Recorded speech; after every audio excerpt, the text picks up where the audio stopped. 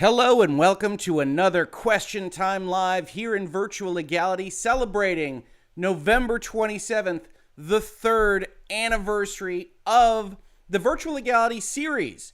We were actually putting up a few videos sporadically before then, as early as May of 2018. We're going to talk about that a little bit as part of this stream, but thank you so much to everyone who is joining us for this question time, who is otherwise popping in later on in the archive. As you could probably tell from the sound of my voice, it's a very exciting day for me. I always love the anniversary. It's a time to reflect and a time to just be thankful for everyone who has given a channel that talks about the legal side of video games predominantly a chance. And so before we even get started with any of this, with some of the small surprises I have in store for this particular stream, I just want to say thank you to everybody.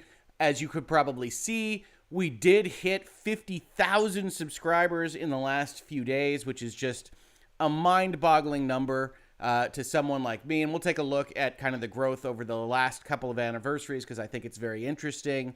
But I'm just so thankful and grateful. And everybody that's here, everybody that's not here, that's watched the channel, thank you so much. It's a fun, exciting day. And if you haven't been in Question Time before, Question Time is, of course, a function of our Patreon. A Patreon that has a tier that allows you to support the channel. And hopefully this is a channel that is of some value to you and get your questions answered. And I got to tell you, it's pretty easy to get your questions answered because I was worried I'd have too many or that I'd have to split some up. And sometimes I do because my patrons like to sometimes ask 40 questions and I have to figure out exactly how I'm going to split those. But this week, for instance, coming on the Saturday after Thanksgiving, only has one patron question, which of course I will answer. And then the rest of this video is going to be either me just sitting here reminiscing on an early Saturday morning here in the Eastern time zone about the growth of the channel, about what we've done this year and the years before, or what I always tell folks is after that Patreon question, usually questions, is answered, please feel free to ask your questions to me in the community chat. Either highlight them with an @Hoeg Law. I usually see those, although I haven't been in the past couple of months, so we'll see how that works. Or, hey, if you want to be generous, I won't say no to a super chat, but please don't feel obligated to do anything like that. I will see them, however, and so that does highlight them for me in terms of answering. Otherwise, it's the third anniversary, folks, and what an exciting day it is. I cannot believe I've been doing this for 3 years, and I can't honestly believe that I'm still excited for 3+ more. I love doing this stuff. I love having these conversations. I love seeing the disagreements that some people bring to bear on me. So far, even in YouTube comments, they've generally been very constructive.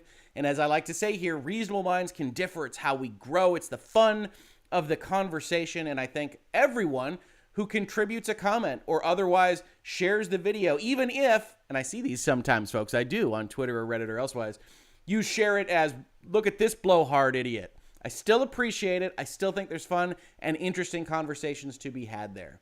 Now, for the third anniversary, I regularly put out a tweet. You might have seen it mirrored in the community post for this channel where I talk about some of the growth. Part of that is to celebrate. I love to celebrate. Part of that is to talk to other YouTubers because I get questions a lot about how easy, quote unquote, it is to grow the channel. How am I finding success? And I will tell you, different people find success in different ways. Some people just have a rocket ship to the moon and have a video that goes to 3 billion views right off the get-go and collect subscribers that way. That has not been the life of Virtual Legality.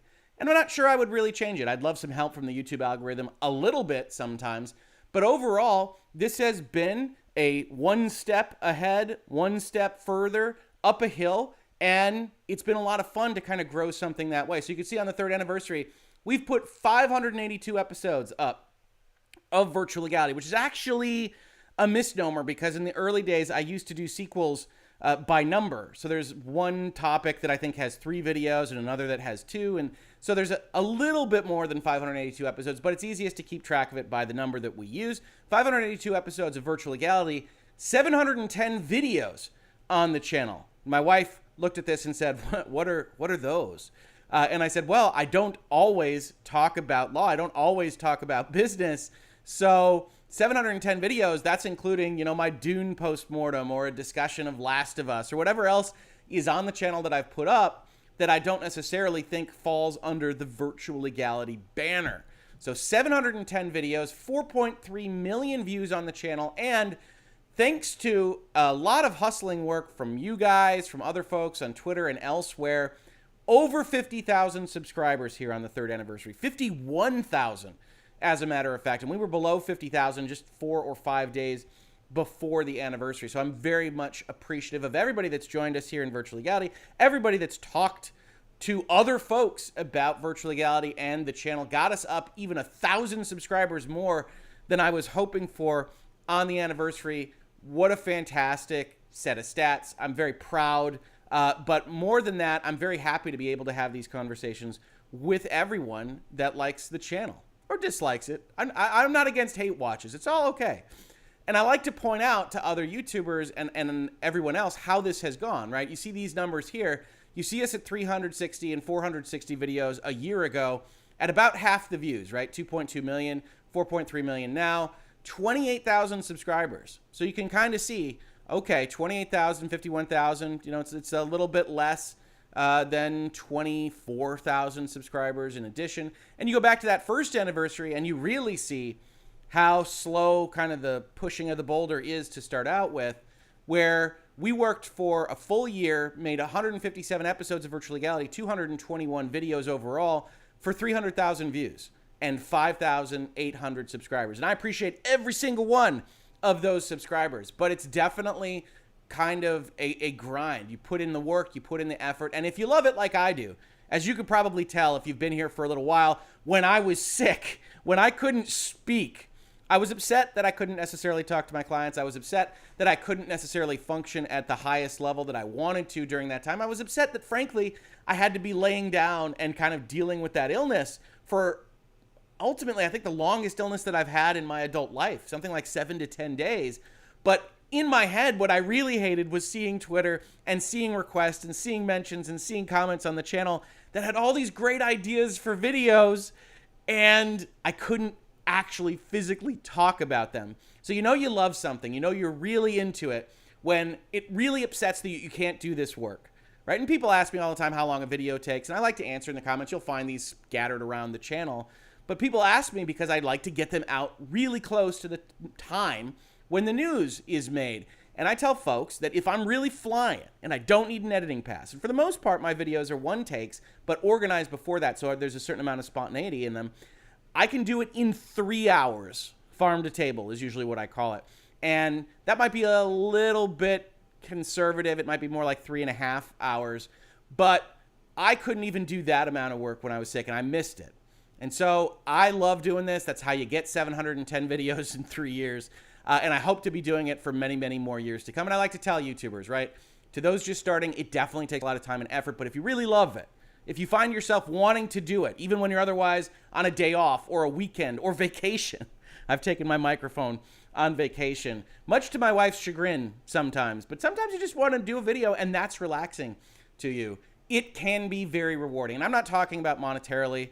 People ask me that question as well. This is not paying the bills. This is not keeping the lights on. The law firm still does that. The practice of law does that. But as we wind up spending more and more time on that, as it becomes more quote unquote expensive for taking my time away from the law firm, certainly support from folks like you, from the Patreon, is so essential to making it so that I can feed the family and keep doing this, even though I'm essentially giving up time that I could bill at a higher rate. So I love talking about these things. I love talking about these subjects and conversations with you all. I want to keep doing that. Thank you so much for the support.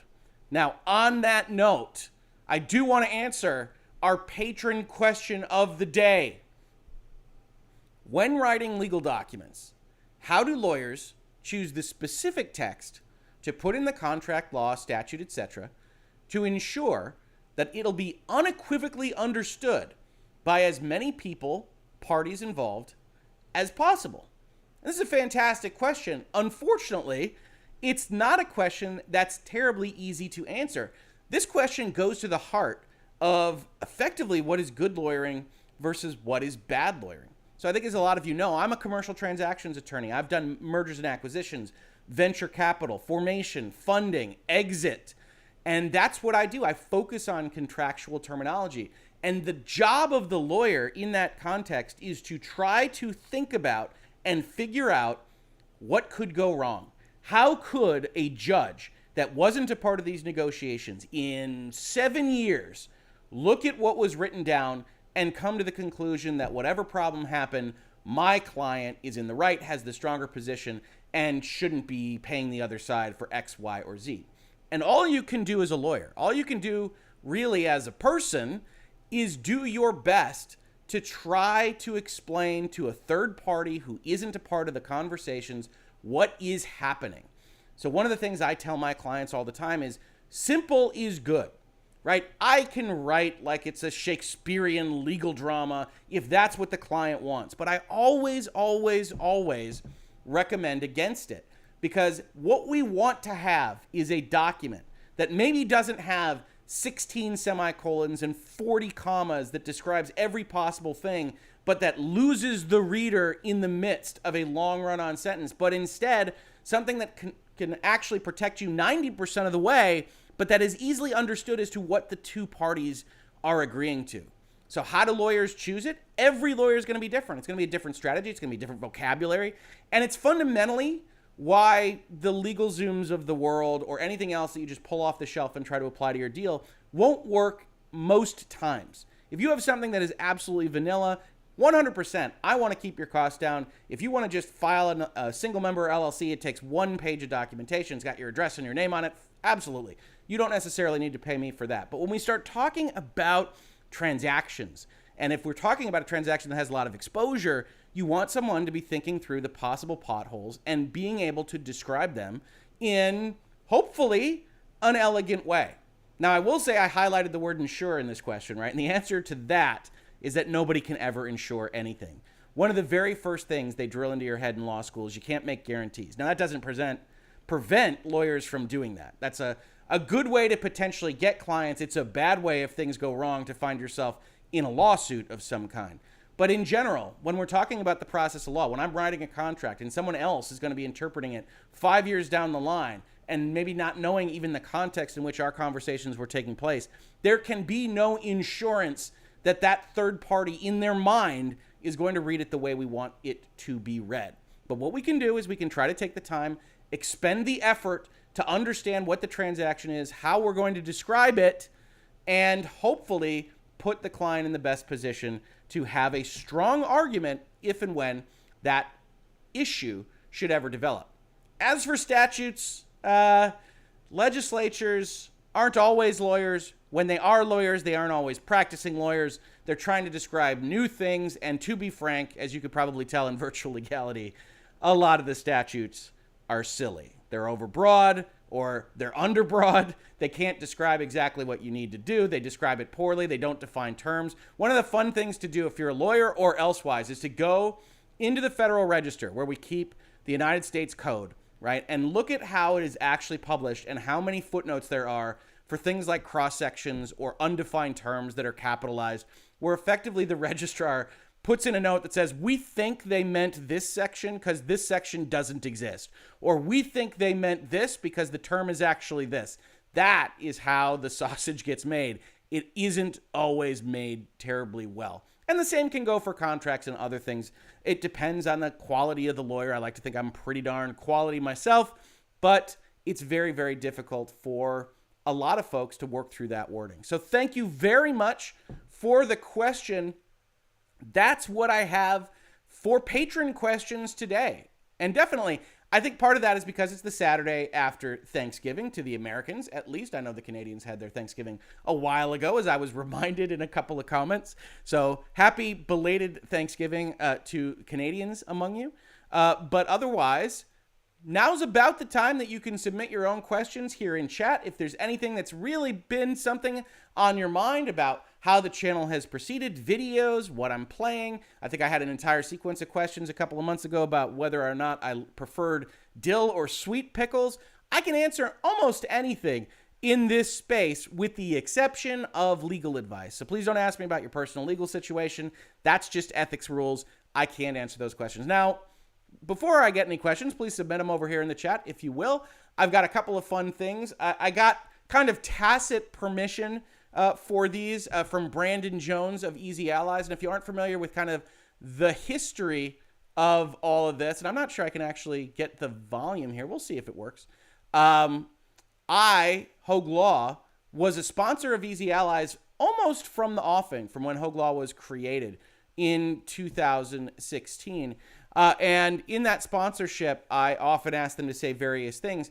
And as of, I think I got these in the wrong order. Let's see. As of May of 2018, when I was first putting up videos on the channel, really just to start out with a video about Avengers Infinity War based on an essay that I had written to see if I could do it, one of the things that happened was I didn't have enough subscribers to actually have my name associated with the channel. So if you go onto the channel right now, you'll see it's youtube.com/Hoeg Law.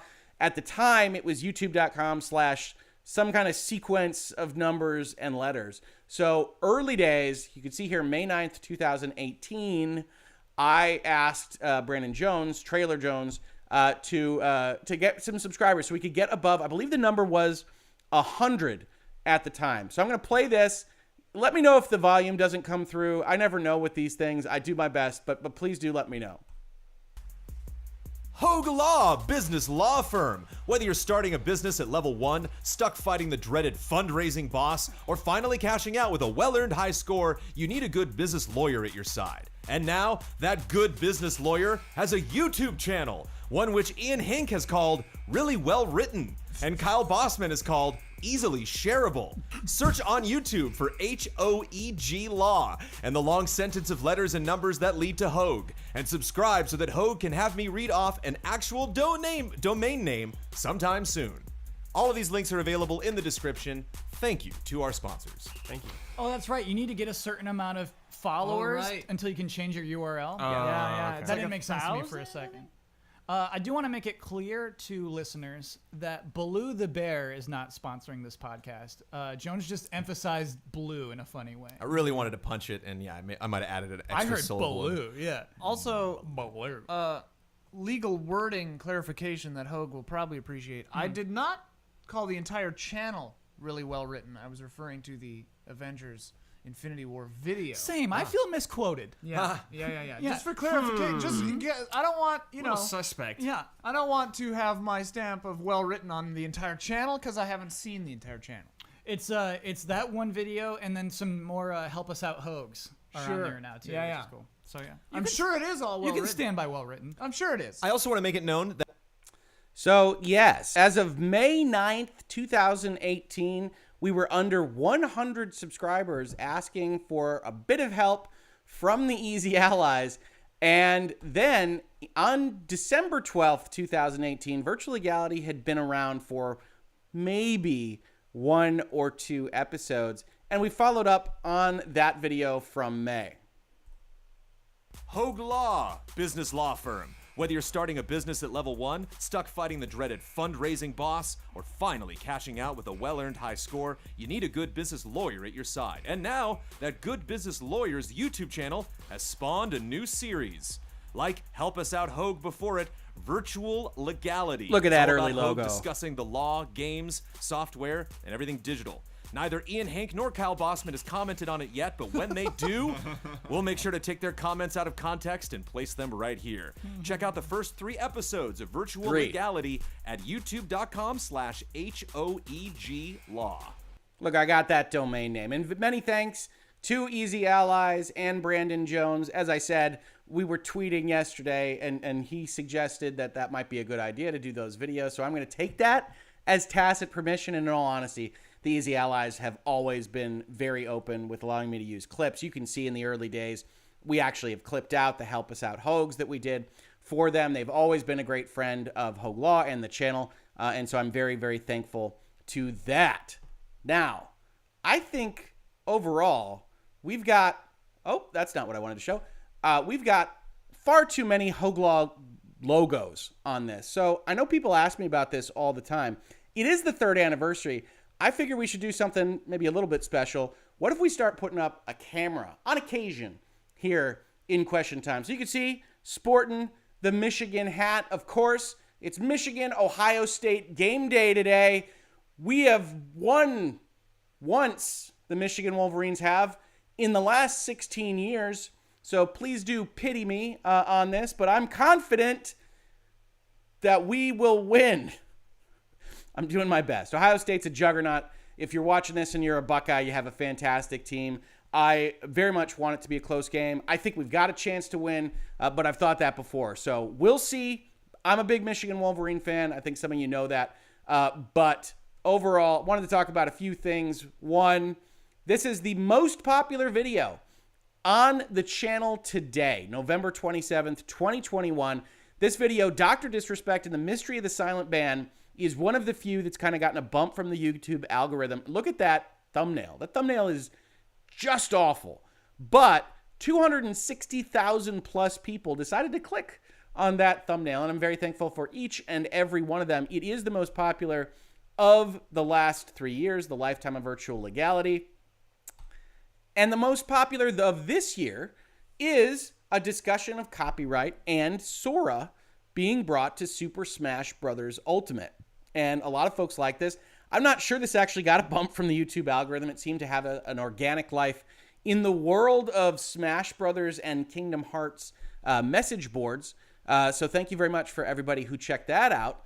And then, before I get to the other comments, the one thing I did want to add is we've, of course, got some that aren't successful. We have 13 videos that don't have 100 views. And that's remarkable, but of course, everyone starts out somewhere. By far the one that upsets me the most is my discussion of why Astrobot Rescue Mission is so awesome. I think it has 83 views.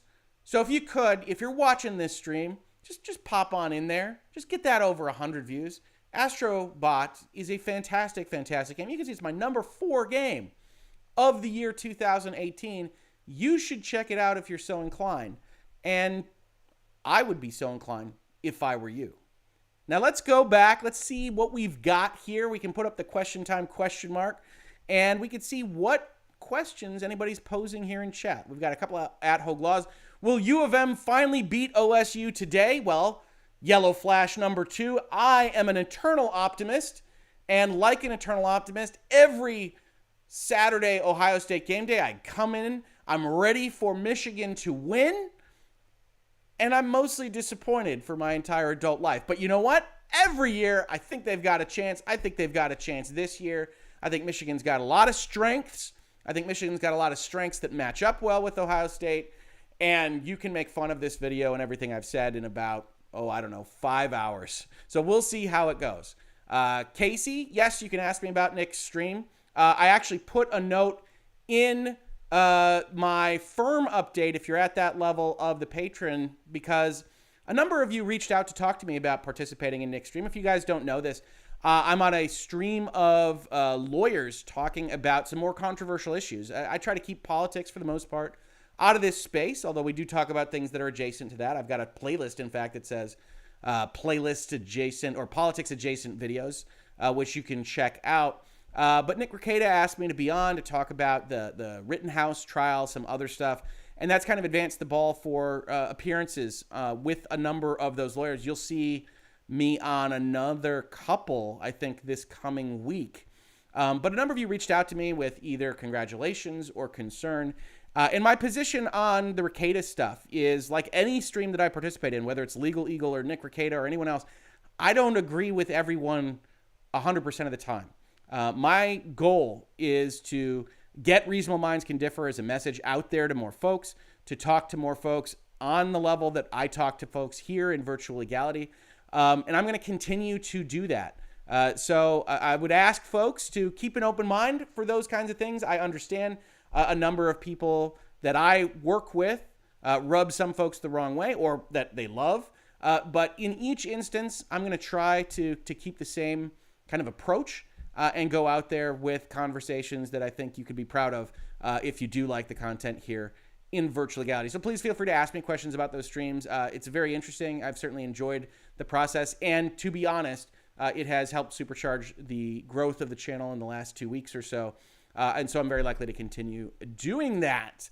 I've got a couple of super chats here, one of which is enormous. VapeDad89 with a big super chat. Thank you so much. I very much appreciate that. Happy 3rd anniversary. Watching it work down in Westland, slinging guns and buying gold all day at the pawn shop.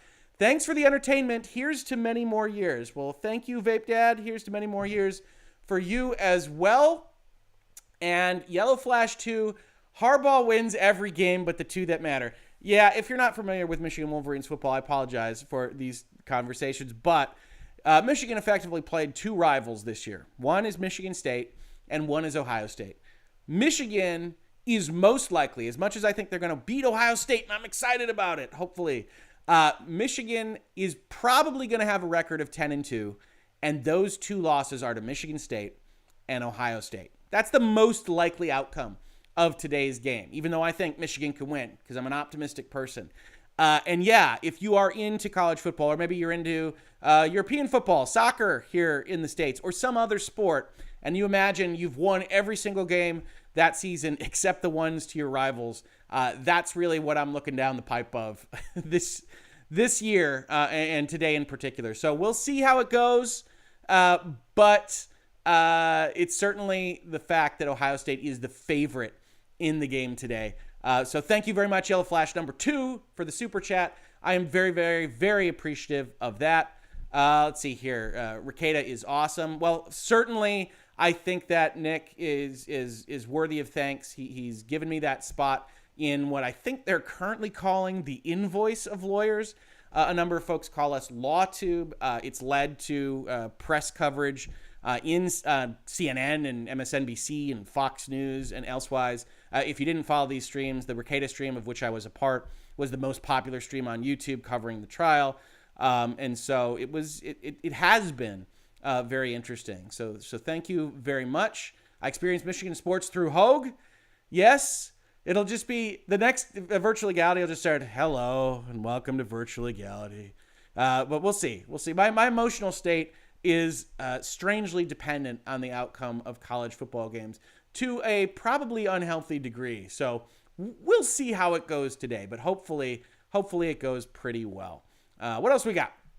Why is it that licensing cars in video games typically limits the ability to fully wreck them, but movies are able to do so all the time? Forza Horizon 5 would be better with wreckfist damage modeling. Yeah, or burnout, or anything that allows you to do those kinds of things.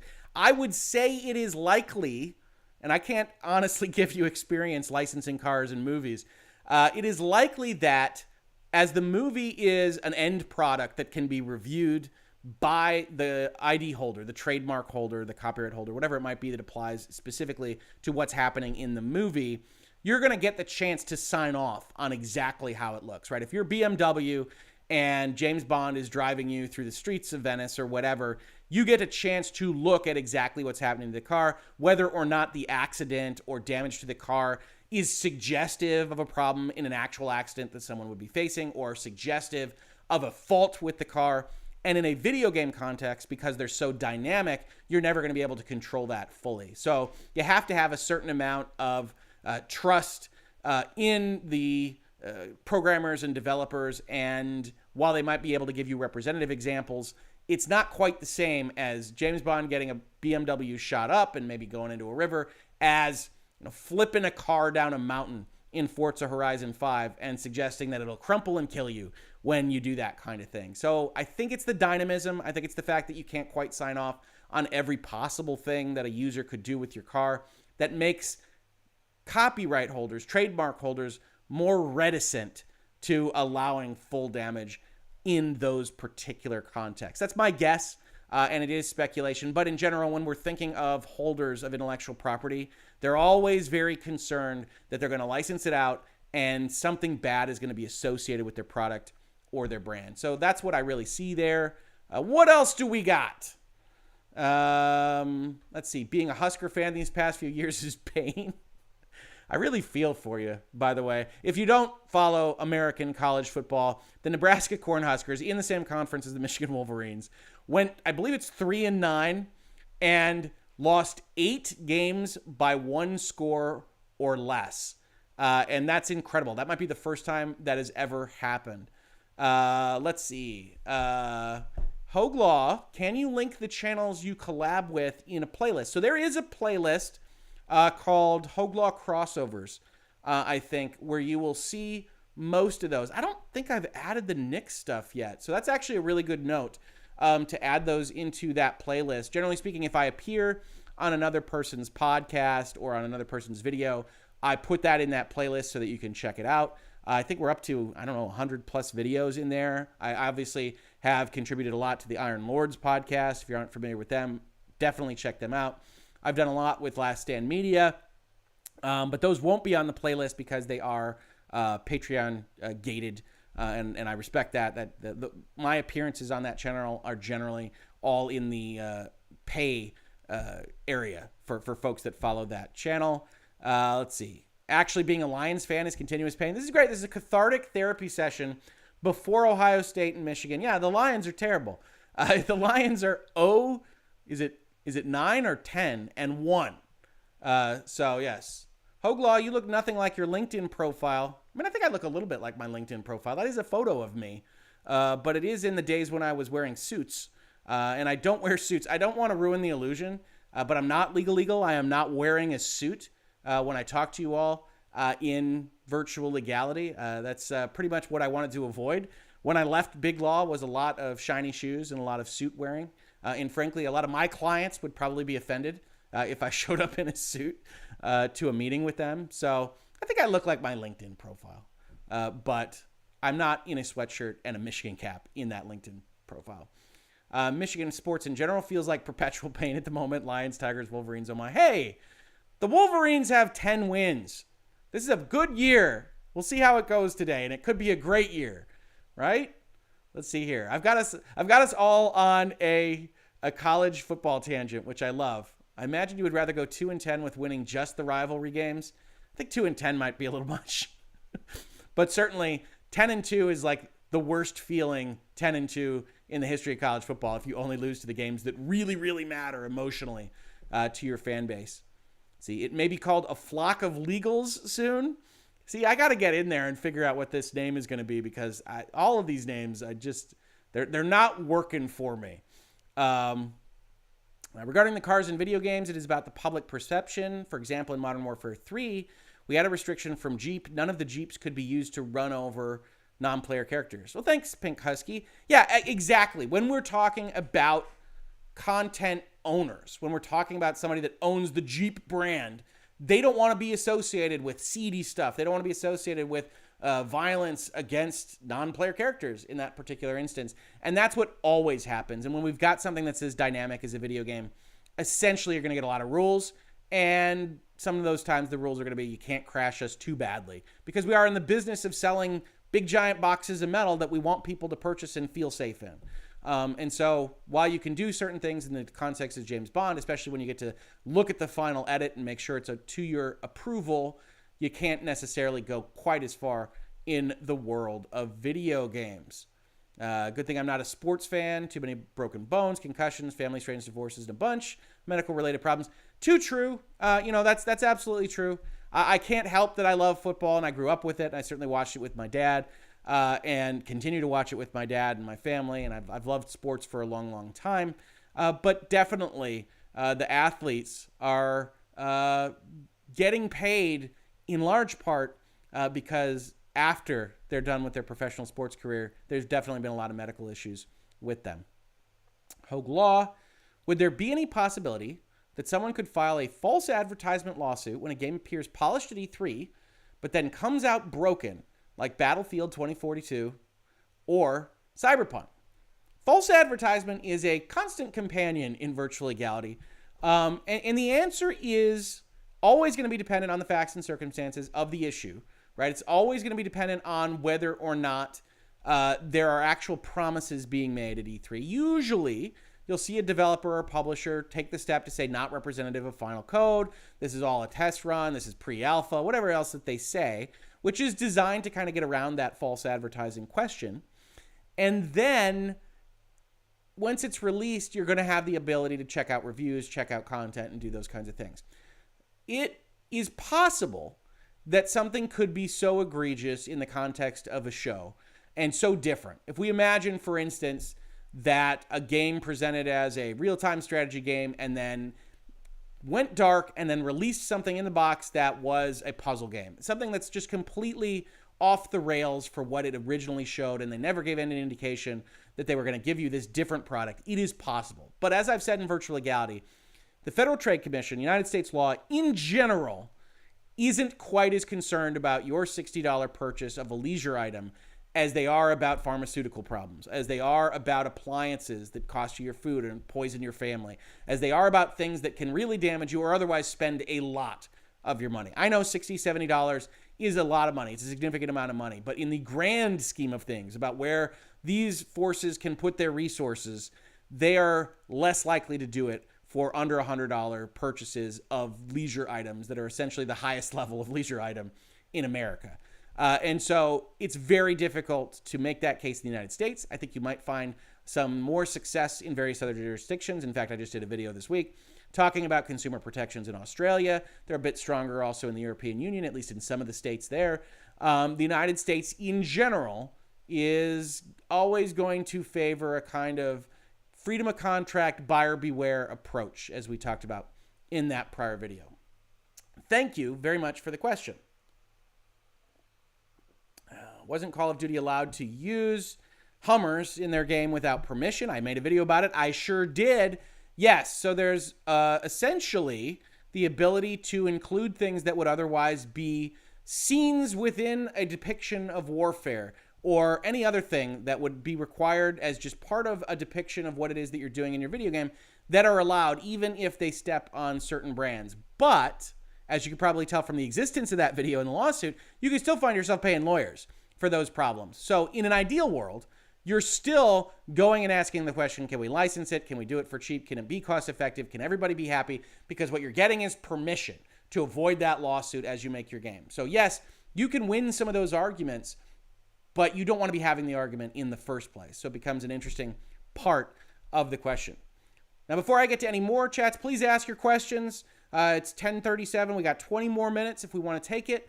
I do want to give my highest level of endorsement to the game that I beat over the last month and am playing through again immediately, which is Square Enix's Guardians of the Galaxy, an absolutely offensive non-inclusion in the nominees for Game of the Year at the Game Awards. Not that I think their list is great, and we could certainly talk about that if you have any questions about my feelings on the Game Award nominees. But Guardians of the Galaxy, one of the best action adventures I've played in a number of years, one of the strongest stories in gaming this year. This game, despite my wife's belief that I'm a robot on occasion, actually made me emotional. If you're interested in this, just for the comedy, know that you're also going to get a really good story about, I don't even know if I want to say what it's about, but about important topics on the human experience, and done in a way that is better, in my opinion, than the Marvel Cinematic Universe has been for the last 2 years at least, and better than almost all video games. It has setups, it has payoffs, it has through lines and character arcs throughout, and you're really getting a lot of bang for your buck. I believe it's on sale for Black Friday this weekend, so please do check it out. It's utterly fantastic, and if you're anything like me and you love music, it has probably my favorite score of the year, meaning the orchestral score, and my favorite soundtrack of the year, because it's got, I don't even know how many 80s songs that go with that orchestral score. Please do check it out.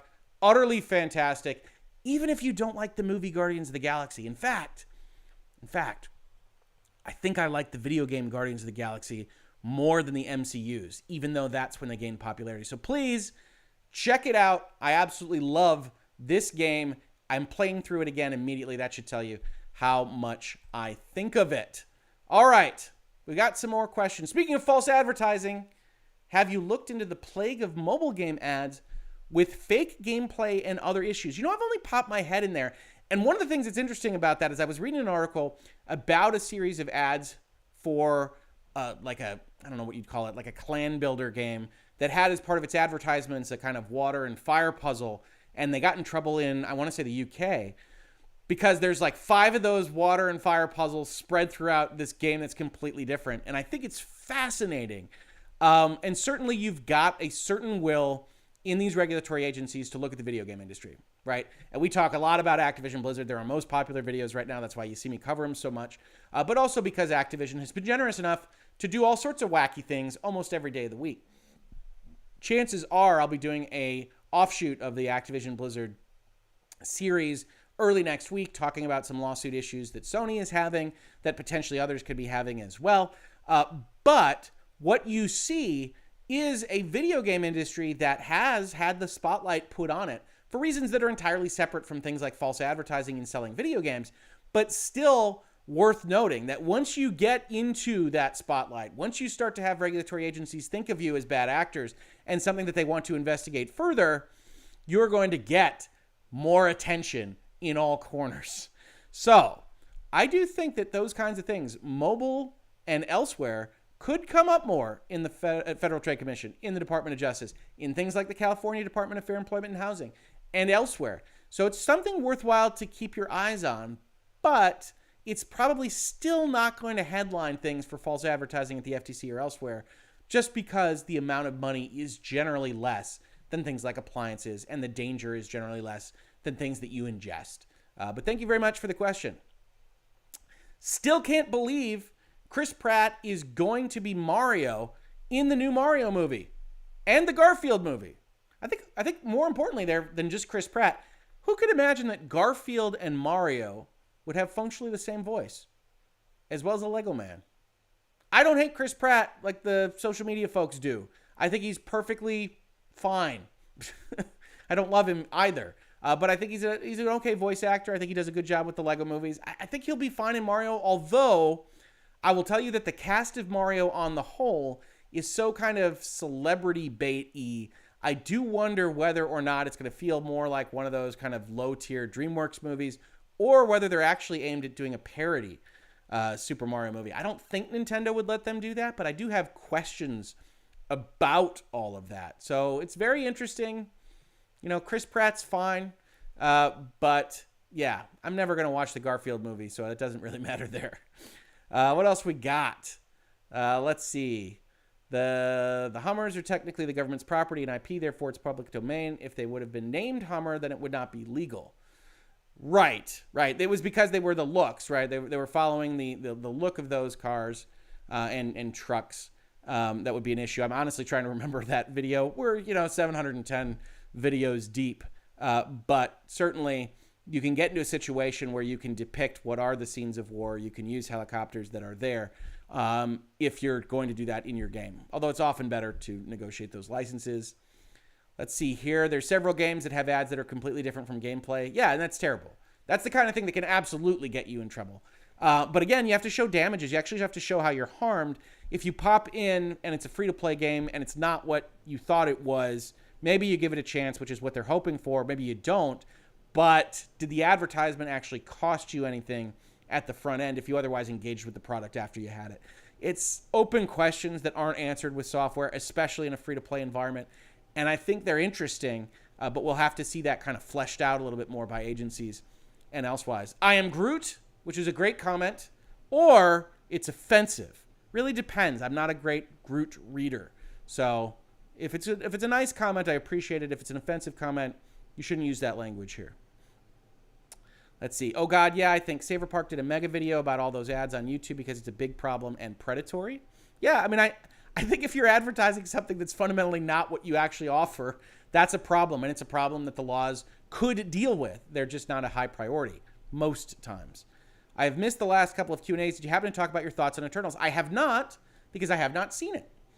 In general, right now, I'm waiting for the MCU movies to hit Disney+. I haven't been that enthused with Phase 4. I think I will be seeing No Way Home in the theaters, in all likelihood. And my family right now is going through the older Spider-Mans. We're watching Tobey Maguire right now. We're going to watch Andrew Garfield. Not because they would be appearing in this new movie. Definitely not. That would never happen. Marvel would never scrub out the appearances of big-time actors that used to play Spider-Man from their trailers. That would never happen. That wouldn't occur.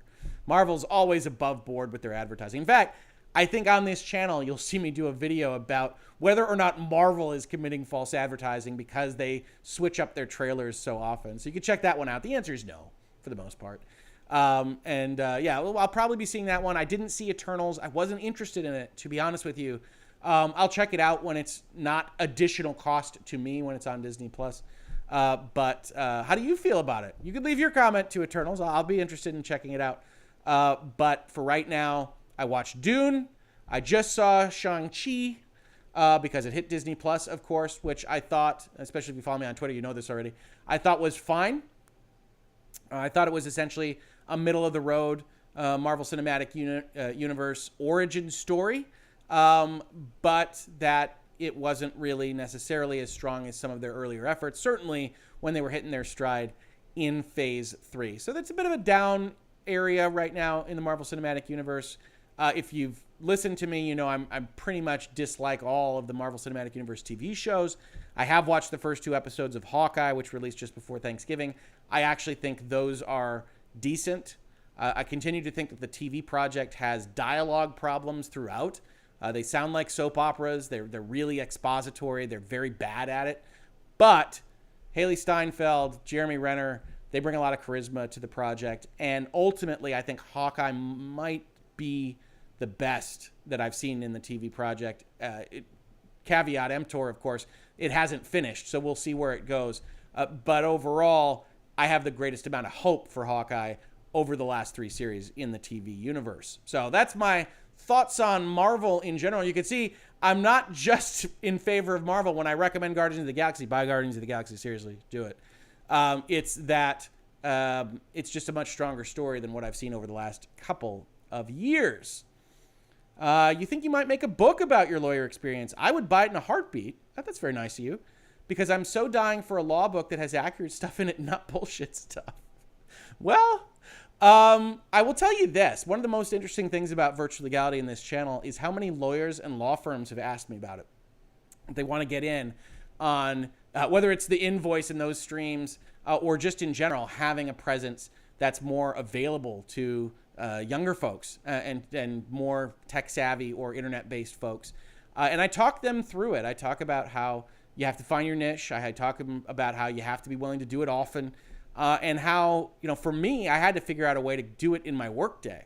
And that's not going to be easy necessarily for everybody to do it in their workday, because ultimately I can get away without an editing pass 95% of the time. And that's pretty useful towards this process, because editing takes a long time. So I have these conversations. I don't know whether I'd make a book. That's interesting. I don't know what it would be about. I don't know whether it would be about the channel or my history as a lawyer. I have an interesting path, I think. I did big law for a long time. I can talk to you about billable hours. I can talk to you about burnout. I can talk to you about people, working over their vacations and dealing with upset partners or upset clients. I've worked with a lot of big name companies. But ultimately, I left that to better support entrepreneurship. I love dreamers. I love entrepreneurs. I wanted to support them. I was getting priced out at big law. They didn't like what my client book was becoming.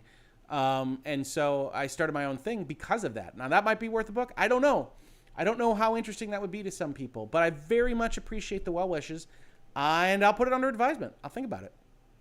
Have you seen the League of Legends Arcane show yet? It is my favorite show of the year. I have seen the first episode because I mostly don't subscribe to Netflix. What I do is I subscribe, once every 6 months, once every 12 months, and then watch what they have done during that time, because I just don't find enough value in Netflix to just have it on permanently. And I'm just that kind of frugal, I guess. It's just me, right? And so I just turned it on. We turned it on from basically Thanksgiving to Christmas this year. And yeah, I just watched the first episode of Arcane. I watched the first episode of Midnight Mass. I've watched other things on Netflix. I really, really enjoyed the first episode. And in all honesty, I'm really enjoying a game that I didn't even know existed called Ruined King, which is effectively a sequel in terms of system to a kind of smallish RPG called Battle Chasers Night War, and is set in the League of Legends universe. And I love it. I loved Battle Chasers, so I was going to like this. It's from the same company, I believe. But it's funny. I love all this ancillary League of Legends stuff. I don't know that I've ever played League of Legends. I played Dota 2. If I've turned on League of Legends, it was for a very short period of time. But I love what they're doing with their storytelling. I think they've got a real chance of making that brand very highly popular just for seeing the League of Legends name on something, almost like the MCU, if they continue to release things like Arcane and like Ruined King, where they put their money where their mouth is and they have these high-quality products. I'm pretty impressed by this. A lot of the times when people try to go transmedia and do all these things, a TV show, a book, a comic book, and all these things, an orange juice, whatever it is, it doesn't work out that well. Enter Star Wars, right? Disney Star Wars has all sorts of issues. But I'm really enjoying what I'm seeing League of Legends do. And I hope it keeps itself up. Hoeg Law, 2 Hoegs inbound soon-ish. Yeah, my brother apologizes, right? It's been a rough year for him. Certainly in terms of availability. I'm going to try to get him to participate in a December video about our favorite games of the year. I will tell you, I don't know that he's gotten to play quite as many as me, so we might do my list and he can comment on it and otherwise be sarcastic and offensive towards his brother, which, you know, brothers. But I can't promise you that. I'm going to ping him. He's just been very, very busy this year and doing different things. I think you might have seen in a video that I was just talking about that he's no longer with Activision. He's no longer with High Moon. And I don't know whether I can discuss where he is at yet. So I'll get that cleared up and let you all know. But yeah, it's been a very, very busy year for my brother. And I don't like to push it with him. So I'll try to get him back on. I know you guys like him. Sometimes it sounds like more than me, which is fine. I'm not offended by that at all. And we'll see if we can get a 2 Hoegs back on the menu. I've got some ideas. I might be starting to do some more guest stuff. It's just been a wild year. But certainly now that I am doing more streams in guest spots, I see how to do it a little bit better and perhaps more often. And so we'll look into doing that. Let's see. Make lawyer money. Subscribes to Netflix selectively to binge. That's about as thrifty as you can get. I'm very cautious with my money. And I you know, we had student loans forever. And certainly, I'm sure it's no surprise to you, but leaving Big Law to hang your own shingle and start your own place, and then just a couple of years into that process, which was going pretty well, having a pretty significant medical event happen worldwide, has seen a significant reduction in my financial status. So I appreciate it. Yes, it's one of those things where maybe I'm too thrifty, but that's what I like to do. And if I'm not using something, you know, $15-17 is still something I'm not using. So I do try to turn off those buttons, but I can appreciate the comment. Certainly. Good evening. I wanted to thank you for all the videos you're making. They are always very informative and well put together. Do you by any chance know someone covering the EU like you do with the US? I don't. I know some lawyers in the EU, but they tend to talk about American law. I'll think about it. A number of my friends from law school wound up in London and Paris and places like that. I don't think they're doing YouTube. And this is part of that thrifty conversation, right? By all outward measures, this is stupid in terms of making a maximum amount of money. I mean, that's just the honest truth, is that this is silly if you're looking for return on investment. But I've always felt very strongly since I started this channel about having these conversations, hopefully allowing more people to understand what they're looking at when articles come out and whether or not they're right or they're wrong or they're missing the point just a little bit. And I feel blessed to have that opportunity, but it's certainly not the maximum amount that I could make with my skill set and education and everything else. So I like to do that. A lot of folks aren't necessarily going to do that. And that's not a criticism. That's not greed necessarily. But you do have student loans. You do have mortgages. You do have things to pay. And that's the nature of the beast with this kind of thing. But I'm going to keep doing it because I love doing it. And, you know, certainly the growth helps. All of that growth that you see on those anniversaries and those tweets helps increase the baseline, helps YouTube notice us more, helps get patrons, help do all these various things that help support the channel and make it less stupid, right? Make it less of the world's stupidest decision when you could bill as a lawyer or you could just spend time and energy and resources putting videos up on YouTube. But again, you don't have to worry about me going anywhere, certainly because of things like this, because of these question and answer sessions, because of Patreon and other ways to support the channel. So I very much appreciate it. But yeah, I'm doing this because I love it first and foremost. Let's see. Fellow Dota player, nice. Yeah, I like MOBAs.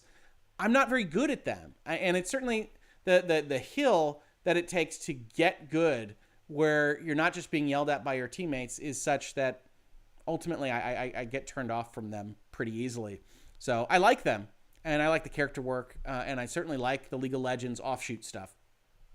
But whether or not I ever try that game, I don't know. I don't know. Be sure you don't turn off Netflix until after Witcher season 2. See, I'm gonna lose my street cred. I really didn't like Witcher season 1. Like, I really didn't like it. It came across as goofy to me. I might try Witcher season 2 because I'm always in favor of people getting better at their craft. And I know a lot of people liked Witcher season 1, so maybe they should just stick with those people. As you probably heard, Witcher 3, the video game, one of my top games of all time. I love that series. I love the notes that it hits. I didn't find those replicated in the Netflix show. So we'll see. We'll see. Certainly it's close enough in time, I think, to when I'll have this on that I'll probably just try it out anyway. But let's see. We're talking about politics. A couple of you are talking to each other and talking about the politics of actors. Oh, something just dropped off. We'll see what that is. Wow, is that Richard Hoeg? I've never seen him before. Yes, it is I. Michigan hat and all. Go blue.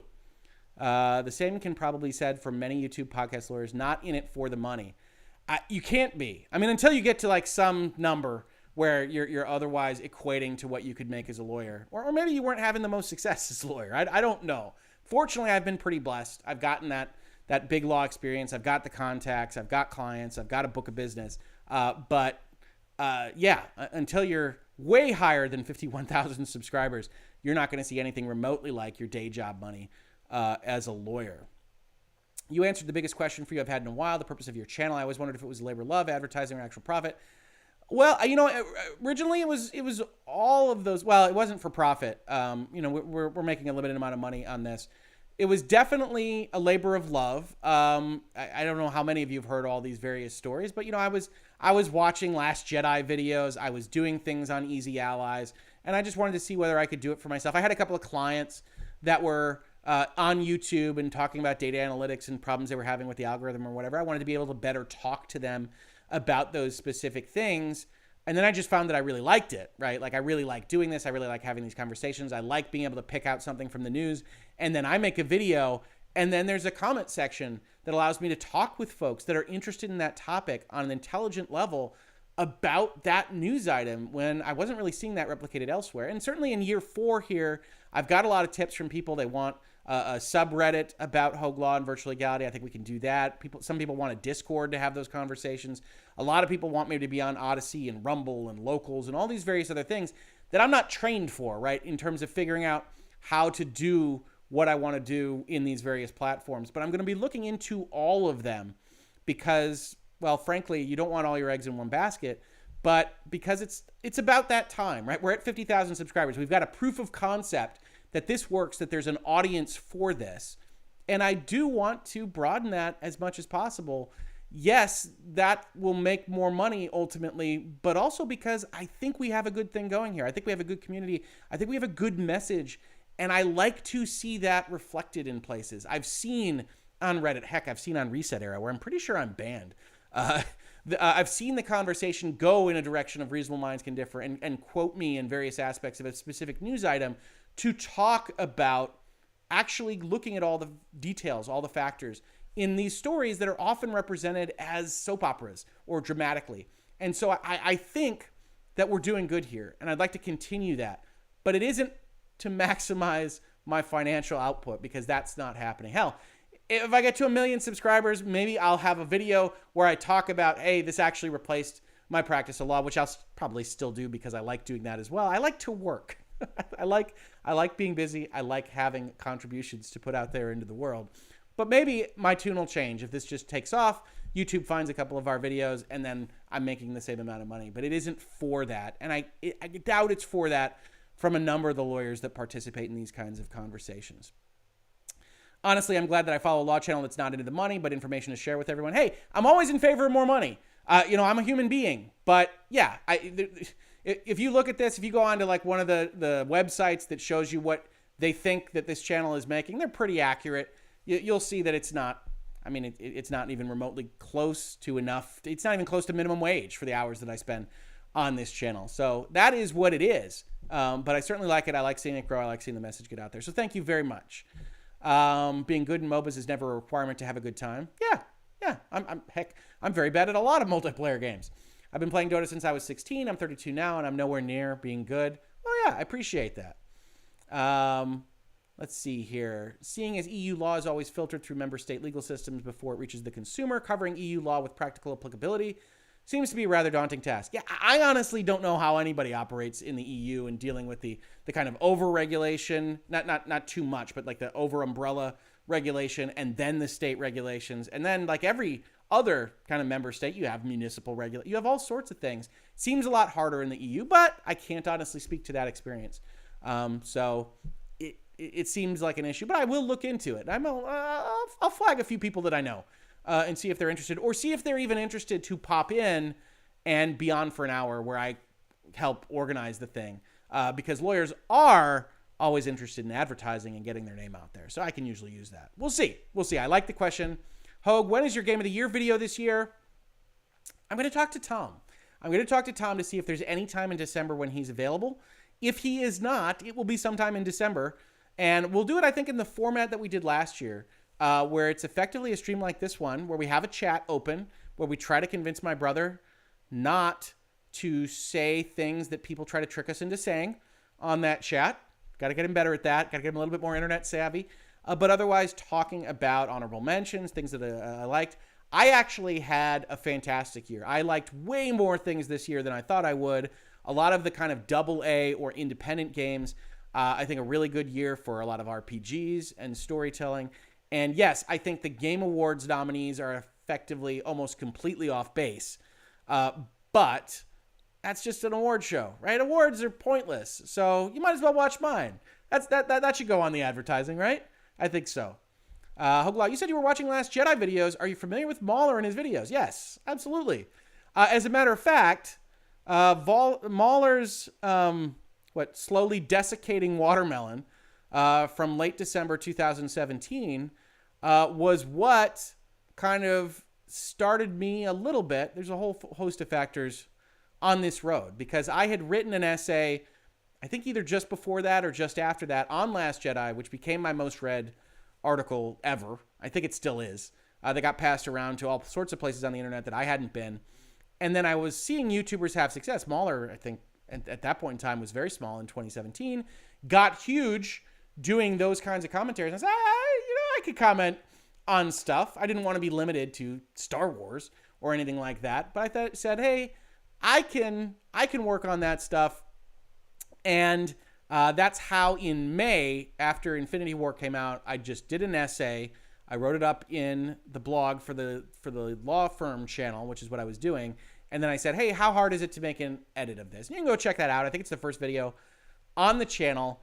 And you can see it's pedestrian, right? I mean, I think my thoughts are good, but ultimately it's, slides moving back and forth in a kind of documentary standpoint. I'm never going to be a video editor. That's not what you see on this channel. But even without that video editing, I think you can make an interesting kind of video commentary with effectively slides and conversation. So yes, I'm familiar with Mahler. I'm familiar with Every Frame of Pause. In fact, if you were on the Nick Rekieta stream a couple of days ago where we were going over a legal video and we're 3 hours into a 21-minute video, I think you will see me reference. I go, wow, we're at Every Frame of Pause levels here in terms of speediness. So yeah, that's a channel where, again, I wouldn't agree with everything they say, just like Nick, just like Legal, just like anyone else. Would love to participate in one of those. I would love to be on Every Frame of Pause. I would love to be talking about pop culture with him. I think his Last Jedi stuff was mostly really great. He can get a little bit nitpicky at times, but certainly as someone that likes long-form discussions, he's very good at it. So yes, I know Mahler and his videos. Let's see. Hoeg Game of the Year is just an award show, though. Yeah, that's why I advertised as they're all silly. You might as well watch mine. At least Hoeg is not going to nominate the same games in 5 categories.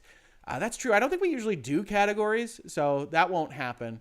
But definitely you'll see Guardians on that list. I can promise you that. By the way, have you seen an uptick or downtick in thumbs down this past week? I have been very blessed to have very few thumbs down in almost any context. The only exception to that is when I tend to say something disagreeing with the business model of either Xbox or PlayStation, which I do somewhat often.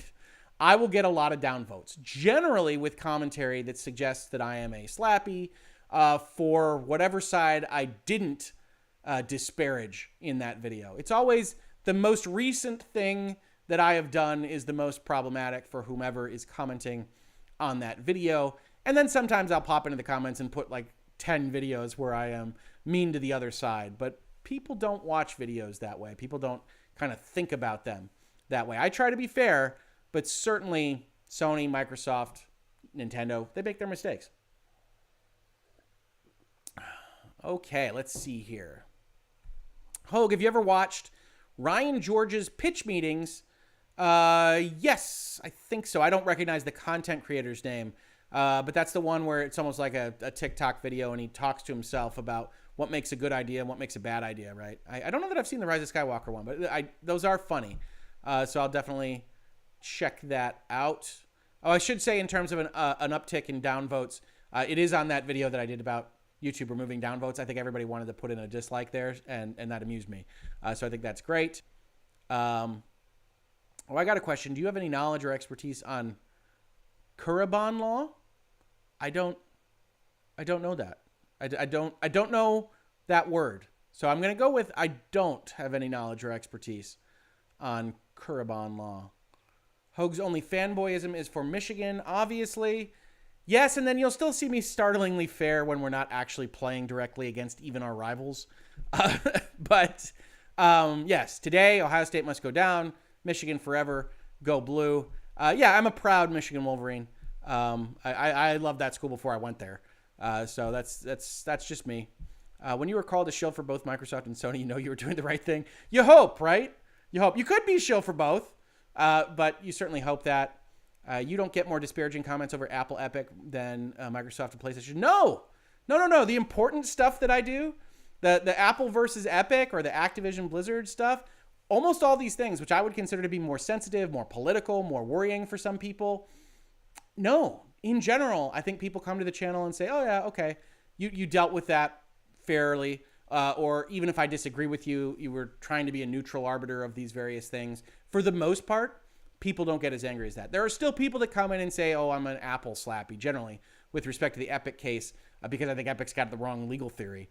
But as often, you get people saying, oh, okay, I can see where you're coming from. And certainly, it's the Sony PlayStation console war stuff that I get the most downvotes on. All right. I can feel my voice going a little bit. Still recovering some from my earlier illness this month. So I think I'm going to call it here. I want to thank again everybody for popping in. Thank you so much for the super chats for the 3rd anniversary. I really, really appreciate that. That was so nice. Thank you all for having this conversation. Thank you to our patrons for asking questions, for supporting the channel. Thank you to all 51,000 subscribers, everyone that clicked 4.3 million times, everybody that's even popped in over the last 3 years. Thank you to Easy Allies, to Brandon Jones, to everybody involved over there for doing those sponsorships, for helping us get above that 100 subscriber number. And I'll leave you with this. Buy Guardians of the Galaxy. You'll be happy. I promise. Thank you so much again, and I will see you on the very next episode of Virtual Legality.